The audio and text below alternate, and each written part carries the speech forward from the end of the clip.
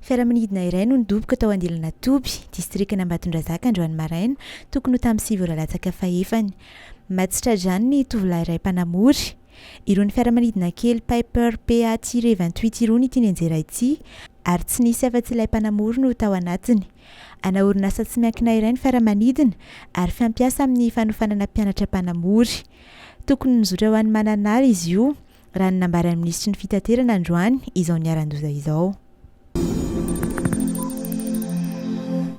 Olona iray no namoy ainy noho ny valanaretina Covid-19 tamin'ny herinandro ny 14 Janoary hatramin'ny 20 Janoary. Olona 20 no voamarina fa mitondra ny tsimikaretina tamin'ny fitiliana 1,7 tanterana nandritra io fotoana io. Tafiakatra 5 ankehitriny ireo marary manaraka fitsaboana. 5 amin'izy ireo no misy fahasarotana. 4 amin'ireo dia ao amin'ny faritra Analamanga avokoa. Misy tranga iray avy ny faritra Moronmania, ny faritra Matsiatrambony, ny faritra Tsinanana, ny faritra Itasy ary ny faritra Boeny. Nigadona omaly tao Ivato ny fiaramanidina Oman Airlines, nitondra fanampiana sakafo milanja 15 taonina sy fanafody milanja 7 taonina. Fanomezana maimaim-poana avy amin'ny gouvernemanta Sultanat d'Oman ho an'ny fitondram-panjakana malagasy ireto entana ireto.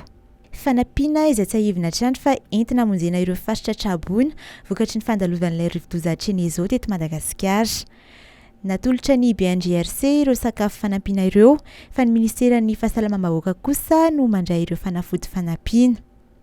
Ny fitsinjarana ireo fanampiana ireo any amin'ireo Traboina dia iandraikitan'ny BNGRC miaraka amin'ny Ministeran'ny Fahasalamam-vahoaka sy ny Ministeran'ny Mponina. Manohana ny ezaka ataon'ny ONG IECD Madagasikara ny Inviso Group, tontosan'izy malasa teo ny fanaovan-tsiny manamafy ny fiaraha-miasa eo amin'ny rotonta. Vokatr' izao fiaraha-miasa izao dia afaka mizara traikefa amin'ireo mpianatra izay mahazo tohana avy ao amin'ny IECD Madagasikara ny Inviso Group. Amin'ny alalan'ny fandraisana azy ireo ho mpianatra asa na ihany koa ho fitsidihan'ireo mpianatra ireo uzina atao amin'ny Inviso Group.